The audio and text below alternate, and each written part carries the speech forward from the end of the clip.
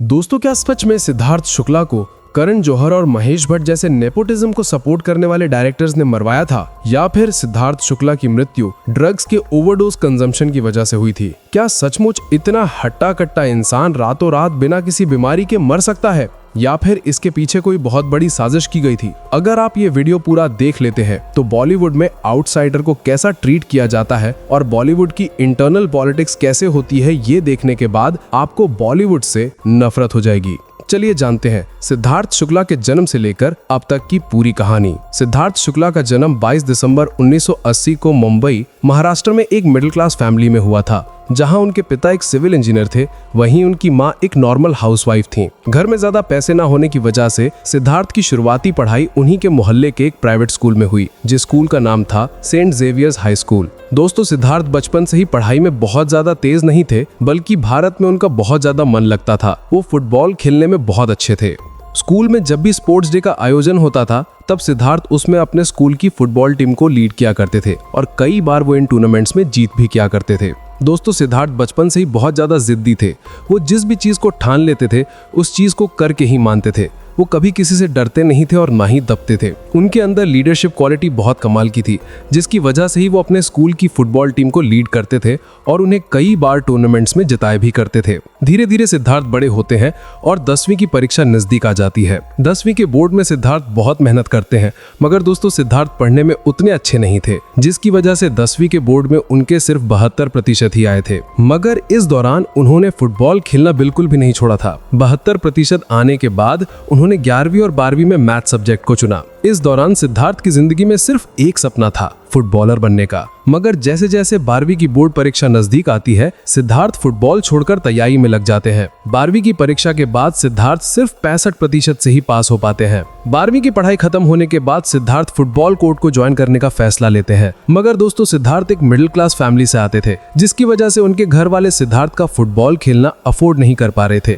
क्योंकि उनके पिता एक नॉर्मल से सिविल इंजीनियर थे। इस चीज ने सिद्धार्थ को बहुत ज्यादा डिप्रेस कर दिया था। इसके बाद सिद्धार्थ अंदर से टूट जाते हैं और डिप्रेशन में चले जाते हैं, जिसकी वजह से उनका 1 साल पूरा बर्बाद हो जाता है। मगर अगले साल तक सिद्धार्थ इतने मैच्योर हो जाते हैं कि वो अपनी फैमिली की आर्थिक स्थिति को बहुत अच्छे से समझते हैं और अगले साल ही वो ग्रेजुएशन करने का फैसला करते हैं। इसके बाद सिद्धार्थ ने रचना संसद स्कूल ऑफ इंटीरियर डिजाइनिंग से इंटीरियर डिजाइनिंग का कोर्स करना शुरू कर दिया था। ये कोर्स लगभग 4 सालों का था, लेकिन पढ़ाई के साथ साथ उन्होंने फुटबॉलर बनने के सपने को कभी पीछे नहीं छोड़ा था। वो ग्रेजुएट भी करते रहे और फुटबॉल भी खेलते रहे। दोस्तों, सिद्धार्थ की नेचुरल हाइट 6 फीट 1 इंच थी और फुटबॉल खेलने की वजह से उनकी फिजिक्स भी बहुत अच्छी बन गई थी। वो रोजाना जिम भी जाया करते थे और इसी दौरान उनकी जिंदगी में एक चमत्कार हुआ। दरअसल दोस्तों, ये बात है 2002 की, जब सिद्धार्थ एक दिन जिम में गए हुए थे। इस दौरान सिद्धार्थ पर एक मॉडलिंग एजेंट की नजर पड़ी। उस मॉडलिंग एजेंट ने सिद्धार्थ से कहा कि तुम्हारी हाइट भी अच्छी है, बॉडी भी अच्छी है और तुम्हारे अंदर कॉन्फिडेंस भी कूट कूट कर भरा हुआ है। तुम एक बार मॉडलिंग शो में हिस्सा लेकर क्यों नहीं देखते?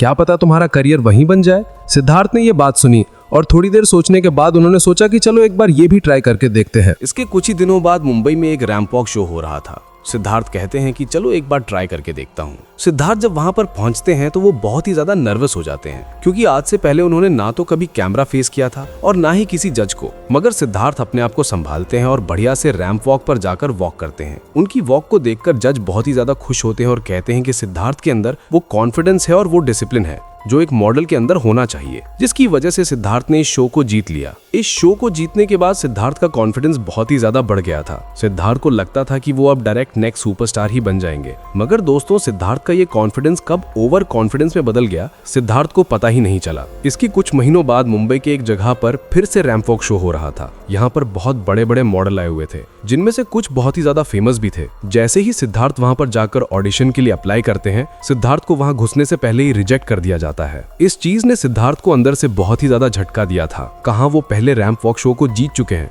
और यहाँ उन्हें घुसने तक नहीं दिया जा रहा है। इस चीज को सिद्धार्थ ने अपने दिल पर ले लिया था और सिद्धार्थ बचपन से ही जिद्दी तो थे ही। इसके बाद सिद्धार्थ ने ठान लिया था कि अब तो वो कुछ करके ही दिखाएंगे, जिसके बाद से सिद्धार्थ जिम में ज्यादा समय बिताना शुरू कर देते थे। सुबह 4 घंटे और शाम 4 घंटे तक वो जिम में वर्कआउट करते थे और अपनी फिजिक्स पर बहुत ज्यादा काम करते थे। इसके बाद उन्होंने फिर से कई सारे मॉडलिंग शोज में हिस्सा लिया, जिनमें से कुछ में सिद्धार्थ को जीत मिली तो कुछ में उन्हें हार का भी सामना करना पड़ा। मगर सिद्धार्थ ने कभी भी अपनी हार को अपने आत्मविश्वास गिरने की वजह नहीं बनाया। बल्कि जब भी वो हारते थे तब उस चीज से वो कुछ ना कुछ सीख जरूर ले लेते थे। इसी दौरान सन 2005 में उनकी जिंदगी बदलने वाली एक अपॉर्चुनिटी उनके सामने आई। दरअसल दोस्तों, सन 2005 में best model of the world का कॉन्टेस्ट होने वाला था तुर्की में, जिसमें सिद्धार्थ हिस्सा लेना चाहते थे क्योंकि इस शो में जो भी जीतता है उसकी जिंदगी रातों रात पलट जाती है। मगर दोस्तों, यहाँ पर समस्या ये थी कि सिद्धार्थ एक मिडिल क्लास फैमिली से आते थे और उन्हें तुर्की जाने के लिए पैसे नहीं थे। उस समय तुर्की जाने और आने में और वहाँ का खर्च उठाने में लगभग 1 लाख रुपए का बजट बन रहा था, मगर वो इन पैसों का इंतजाम नहीं कर पा रहे थे। जैसे तैसे करके उनके घर वालों ने उन्हें 50,000 रुपए देने तक की बात कही, मगर फिर भी 50,000 रुपए कम पड़ रहे थे। इस समय सिद्धार्थ की एक बचपन के दोस्त ने उनका साथ दिया और उन्हें 50,000 रुपए दिए, जिसकी वजह से सिद्धार्थ तुर्की गए। तुर्की जाने के बाद सिद्धार्थ बहुत ही ज्यादा नर्वस हो गए थे क्योंकि पहली बार उन्होंने इतने बड़े मॉडलिंग शो में हिस्सा लिया था, जहां पर अमेरिका, चीन, ऑस्ट्रेलिया और अफ्रीका जैसे कॉन्टिनेंट से लोग आए हुए थे इस शो में हिस्सा लेने के लिए, जिनमें से कुछ कंटेस्टेंट सिद्धार्थ से बहुत ही ज्यादा हैंडसम और कॉन्फिडेंट लग रहे थे। मगर सिद्धार्थ यहाँ डरते नहीं है, बल्कि वो इस शो में हिस्सा लेते हैं और बहुत ही कॉन्फिडेंट तरीके से अपना रैंप वॉक प्रेजेंट करते हैं। दोस्तों, अगर आप इस वीडियो के इस हिस्से तक आ ही गए हैं तो वीडियो को लाइक करके चैनल को सब्सक्राइब जरूर कर दीजिएगा। कई घंटे तक चले इस मॉडलिंग कॉन्टेस्ट के बाद अब वक्त आ गया था विनर डिसाइड करने का। सिद्धार्थ को लग रहा था कि शायद वो इस कॉन्टेस्ट में नहीं जीतेंगे क्योंकि उनसे भी कई ज्यादा हैंडसम और गुड लुकिंग मॉडल्स ने इसमें हिस्सा लिया था। मगर जैसे ही विनर का नाम टीवी पर टेलीकास्ट किया जाता है, सिद्धार्थ शुक्ला बहुत ही ज्यादा खुश हो जाते हैं क्योंकि इस शो को सिद्धार्थ शुक्ला ने जीत लिया था। जज ने ये कहा कि सिद्धार्थ शुक्ला के कॉन्फिडेंस, डिसिप्लिन और काम नेचर को देखकर ही उन्होंने ये डिसीजन लिया है कि सिद्धार्थ शुक्ला इस साल के best model of the world रहेंगे। दोस्तों, ये बात सुनने में आपको बहुत छोटी लग रही होगी, मगर दोस्तों उस समय ये बहुत बड़ी बात थी क्योंकि सिद्धार्थ शुक्ला सिर्फ भारत के ही नहीं बल्कि पूरे एशिया महाद्वीप के पहले ऐसे मॉडल बने जिन्होंने इस शो को जीता था। इस शो को जीतने के बाद सिद्धार्थ मॉडलिंग इंडस्ट्री में बहुत ही ज्यादा फेमस हो जाते हैं। इसके बाद उनके पास बहुत सारे ब्रांड एंडोर्समेंट आने लगते हैं। उनकी फोटो फ्रंट पेज पर मैगजीन्स में छपने लगती हैं और कई टीवी सीरियल वाले उन्हें अपने टीवी सीरियल में लेने का ऑफर भी देने लगे थे, मगर सिद्धार्थ उन सारे ऑफर्स को ठुकरा दिया करते थे। दरअसल दोस्तों, उस समय जो सिद्धार्थ को रोल ऑफर होते थे वो बहुत ही ज्यादा छोटे रोल्स थे, जिन्हें देखकर सिद्धार्थ ये तो समझ गए थे कि ये टीवी सीरियल वाले मेरा करियर नहीं बल्कि अपना फायदा देख रहे हैं, क्योंकि उन्हें बहुत ही ज्यादा छोटे छोटे रोल करने का ऑफर मिलता था, जिसकी वजह से सन 2005 में वो best model of the year का अवार्ड जीते। और सन 2008 में लगभग 3 सालों तक इंतजार करने के बाद उन्हें उनके मन पसंद का एक ऑफर मिला। उस समय एक टीवी धारावाहिक आता था जिसका नाम था बाबुल का आंगन छोड़े ना। उसमें सिद्धार्थ को एक लीड रोल में काम करने का मौका मिला। उस शो में सिद्धार्थ शुभ राणावत का कैरेक्टर प्ले करते हैं। इस सीरियल में काम करना सिर्फ सिद्धार्थ के लिए एक बड़ी बात नहीं थी बल्कि पूरे इंडस्ट्री के लिए एक बहुत बड़ी बात थी, क्योंकि पहली बार कोई एक्टर ऐसा था जिसे पहले ही टीवी सीरियल में एक लीड रोल कास्ट किया गया था। दोस्तों, इस शो ने सिद्धार्थ शुक्ला के करियर को बहुत ही ज्यादा आगे बढ़ा दिया था। सिद्धार्थ शुक्ला के इस शो में आने के बाद इस शो की टीआरपी बहुत बढ़ गई, जिसकी वजह से टीवी सीरियल वालों को भी बहुत फायदा हुआ और सिद्धार्थ को भी बहुत फायदा हुआ, क्योंकि इस टीवी सीरियल के बाद सिद्धार्थ को घर घर में पहचाना जाने लगा था। सिद्धार्थ सन 2008 में इस सीरियल में काम करने के हर एपिसोड के लगभग 60,000 रुपए लिया करते थे, जिसकी वजह से उनके घर की आर्थिक स्थिति भी काफी सुधर गई थी। सन 2008 से लेकर सन 2012 तक सिद्धार्थ इसी टीवी सीरियल में काम करते हैं। मगर इस टीवी सीरियल में काम करने के दौरान ही सिद्धार्थ को एक बहुत बड़ा ऑफर मिलता है। उस समय कलर्स टीवी पर बालिका वधू नाम का टीवी सीरियल आता था, जिसे भारत में बहुत ही ज्यादा पसंद किया जाता था। उस टीवी सीरियल के डायरेक्टर ने सिद्धार्थ को अप्रोच किया और एक लीड रोल देने का ऑफर दिया। सिद्धार्थ ने इस अपॉर्चुनिटी को हाथ से जाने नहीं दिया, बल्कि उन्होंने इस अपॉर्चुनिटी को ग्रैब कर लिया। बालिका वधू में सिद्धार्थ को शिवराज शेखर के रोल के लिए चुना गया था, जो एक गवर्नमेंट ऑफिसर था। इस शो को ज्वाइन करने के बाद इस शो की टीआरपी बहुत बढ़ने लगी, जिसकी वजह से सिद्धार्थ अब बहुत बड़े ऑडियंस तक पहुंच गए और सिद्धार्थ की सोशल मीडिया पर फॉलोइंग भी बढ़ने लगी। इस शो के डायरेक्टर एक बार प्रेस कॉन्फ्रेंस में ये कहते हैं कि मैंने सिद्धार्थ जैसा टीवी एक्टर कहीं नहीं देखा। सिद्धार्थ बहुत ही ज्यादा कॉन्फिडेंट और डिसिप्लिन्ड एक्टर हैं, जो हमेशा सेट पर समय से पहले आ जाते हैं। उन्होंने ये भी कहा कि सिद्धार्थ के अंदर हर वो क्वालिटी है जो आगे चलकर एक सुपरस्टार बनने के लिए जरूरी होती है। बालिका वधू में काम करने के दौरान ही सन 2013 में उन्हें झलक दिखला जा सीजन 6 में जाने का मौका मिलता है, जहाँ सिद्धार्थ जाते हैं। मगर दोस्तों, सिद्धार्थ को डांस करना बिल्कुल भी नहीं आता था, मगर सिद्धार्थ अपने कॉन्फिडेंस और डिसिप्लिन की वजह से डांस भी सीख लेते हैं। मगर अफसोस सिद्धार्थ उस समय जीत नहीं पाते। मगर दोस्तों सिद्धार्थ अपने एक इंटरव्यू में बताते हैं कि वो झलक दिखला जा में शो जीतने नहीं गए थे, बल्कि अपने ऑडियंस को एंटरटेन करने के लिए गए थे। और वो इस चीज में कामयाब भी हुए, क्योंकि सिद्धार्थ के जाने के बाद झलक दिखला जा सीजन 6 की टीआरपी भी बढ़ गई थी। बालिका वधू में काम करने के दौरान सिद्धार्थ ने कई सारे नेशनल और इंटरनेशनल लेवल के अवार्ड भी जीते। इतने सारे अवार्ड और टीवी शोज में काम करने के बाद सन 2014 में फाइनली उन्हें बॉलीवुड की तरफ से एक ऑफर मिलता है। दरअसल सन 2014 में हम्टी शर्मा की दुल्हनिया नाम की एक फिल्म बन रही थी, जिसमें सिद्धार्थ शुक्ला को एक साइड रोल करने का मौका मिला। इस फिल्म में मेन रोल पर वरुण धवन और आलिया भट्ट थे। मगर दोस्तों जब ये फिल्म बॉक्स ऑफिस पर रिलीज हुई तो बहुत बुरी तरह फ्लॉप हो गई और यही सिद्धार्थ की पहली और आखिरी बॉलीवुड फिल्म बन गई। इसके कुछ सालों बाद जब एक इंटरव्यू में एक पत्रकार ने सिद्धार्थ से पूछा कि आप बॉलीवुड में अब क्यों फिल्में नहीं कर रहे, तब सिद्धार्थ पलट कर जवाब देते हैं कि मुझे बॉलीवुड में वो इज्जत नहीं मिलती है जो मुझे टीवी इंडस्ट्री में मिलती है। अगर मुझे बॉलीवुड में इज्जत मिलेगी तो मैं दोबारा जाऊंगा। दरअसल दोस्तों सिद्धार्थ का इशारा नेपोटिज्म की तरफ था। वो समय ऐसा था जब बॉलीवुड में कोई भी आउटसाइडर बिल्कुल भी टिक नहीं पा रहा था, क्योंकि बड़े बड़े डायरेक्टर्स सिर्फ बड़े बड़े एक्टर्स के बच्चों को ही अपने फिल्मों में कास्ट कर रहे थे। कुछ मीडिया रिपोर्ट्स ने यह भी कहा कि सिद्धार्थ शुक्ला को पीछे खींचने में करण जौहर और महेश भट्ट जैसे बड़े डायरेक्टर्स का हाथ है, जो नहीं चाहते थे कि कोई बाहरी जाकर बॉलीवुड में सुपरस्टार बन जाए। मगर सिद्धार्थ शुक्ला ने इस पर कोई भी बयान नहीं दिया। सन 2012 से लेकर 2015 तक सिद्धार्थ बालिका वधू सीरियल में काम करते हैं और 2012 में बालिका वधू सीरियल खत्म हो जाता है। इसके बाद 2016 में सिद्धार्थ खतरों के खिलाड़ी सीजन 7 में हिस्सा लेते हैं। खतरों के खिलाड़ी में सिद्धार्थ शुक्ला की पर्सनालिटी एक डिसिप्लिन्ड और कॉन्फिडेंट बंदे की थी, जो किसी से भी बिल्कुल डरता नहीं था और किसी भी चुनौती से भिड़ जाता था। रोहित शेट्टी अपने एक इंटरव्यू में बताते हैं कि सिद्धार्थ जैसा कंटेस्टेंट मैंने आज तक खतरों के खिलाड़ी में नहीं देखा, जिसकी वजह से ही सिद्धार्थ शुक्ला चाहे अंडर वाटर कोई भी टास्क हो या फिर हवा में लटकाने वाला टास्क हो, सिद्धार्थ उनमें बढ़ चढ़कर हिस्सा लेते थे और जीतते भी थे। इसी वजह से खतरों के खिलाड़ी सीजन 7 को सिद्धार्थ शुक्ला जीत लेते हैं और फिर से मेन स्ट्रीम मीडिया में आ जाते हैं। फिर अगले साल सन 2017 में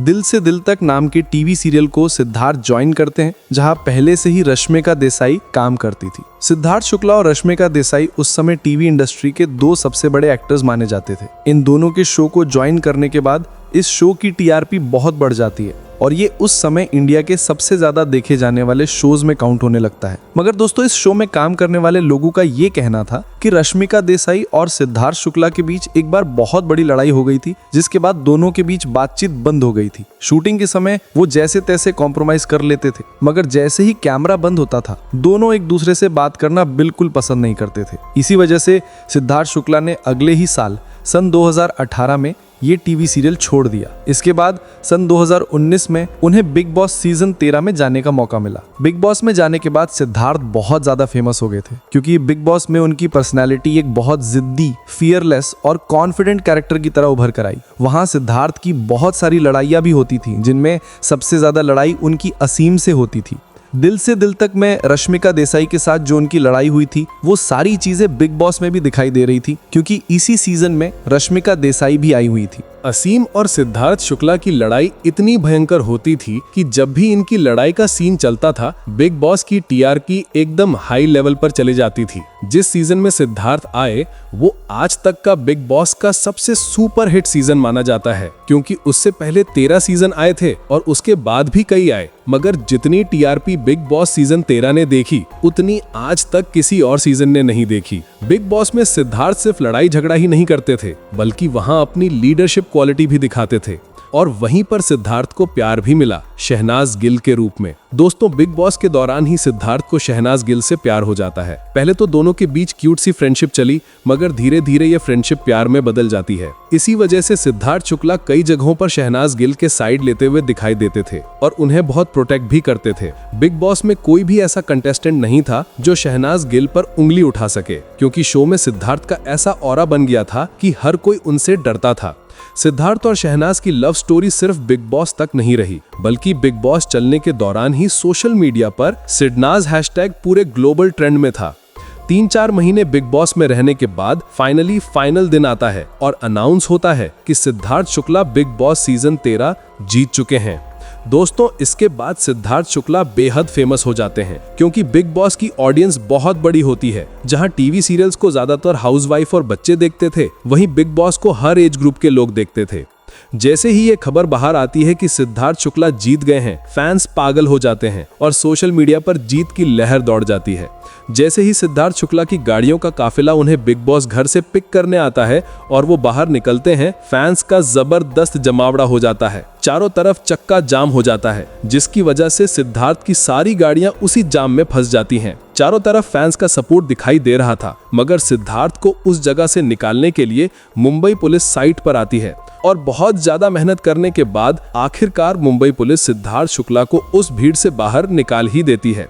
मगर भीड़ से बाहर निकालने के बाद भी सिद्धार्थ के फैंस अपनी स्कूटी और मोटरसाइकिल से सिद्धार्थ के काफिले का पीछा करते रहते हैं। जैसे तैसे करके सिद्धार्थ शुक्ला घर पहुंचते हैं। घर पहुंचने के बाद वो पहली बार स्टोरी लगाते हैं, थैंक यू एवरीवन, और अपनी ट्रॉफी वाली फोटो सोशल मीडिया पर पोस्ट करते हैं। वो फोटो उस समय कुछ ही मिनट में 1 मिलियन लाइक्स पार कर जाती है।